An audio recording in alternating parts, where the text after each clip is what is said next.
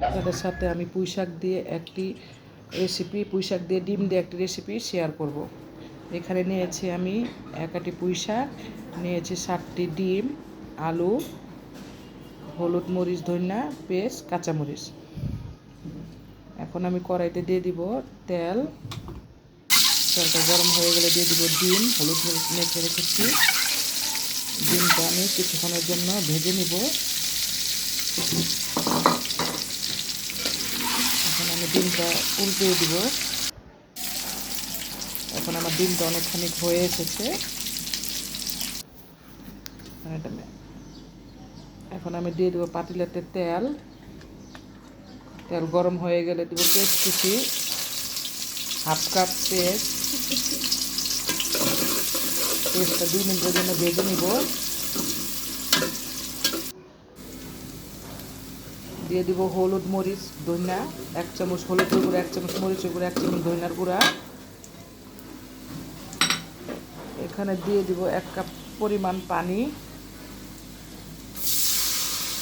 যাতে আমার হলুদ মরিচটা কষানো হয় পানিতেই।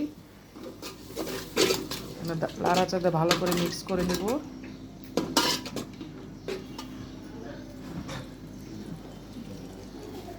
এখন আমি ঢাকনাটা কিছুক্ষণের জন্য ঢেকে রাখবো। আমার কষানো অনেকখানি হয়ে গেছে। দিয়ে দেবো পরিমাণ মতো লবণ। লবণ দিয়ে আবার নাড়বো। দিয়ে দেবো কেটে রাখা আলুগুলো। আলুগুলো এখান থেকে আমি 4 থেকে 5 মিনিট কষিয়ে নিব। ঢাকনাটা ডেকে দিব। আলুগুলো আমার কষানো হয়ে গেছে। এখন নাড়া দিব। এখন পুঁইশাকগুলো দিয়ে দিব। আমি আগে থেকে পুঁইশাকগুলো পরিষ্কার করে ধুয়ে নিয়েছি। এটা আমি চাংলার পুঁইশাক নিয়েছি।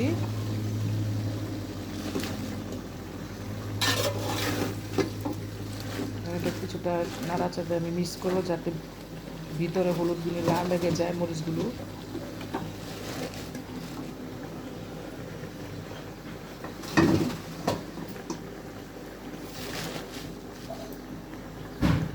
এখন আমি সবগুলো পুঁইশাক দিয়ে দিয়েছি। এখন ঢাকনাটা ঢেকে দিব। এটা আমি নাড়তে গেলে পড়ে যাবে। এখন কিছুক্ষণ পর আবার খুলে এখন নাড়া দিব। পুঁইশাক অনেকখানি এখানে কমে এসেছে।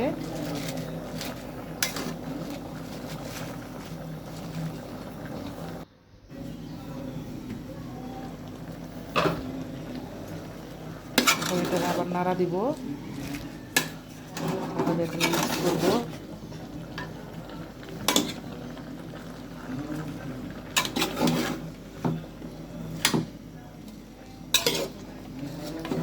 আর কিছুক্ষণ রান্না করবো। এটা ভালো করে মিক্স করবো, যাতে দলা না বেঁধে যায়। এখন আপনার ঢাকনাটা ঢেকে রাখবো।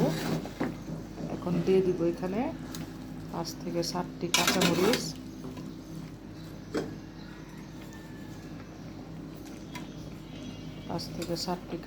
দিয়ে দিব।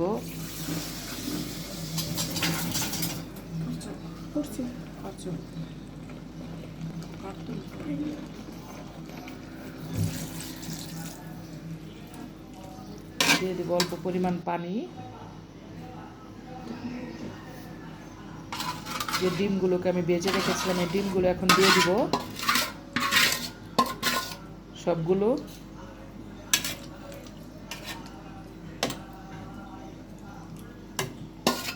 আমার হাজব্যান্ডের রেসিপিটা অনেক পছন্দ ওনার, এজন্য মাঝে মধ্যে আমি এটা রান্না করি। আপনারা রান্না করে খেয়ে দেখবেন।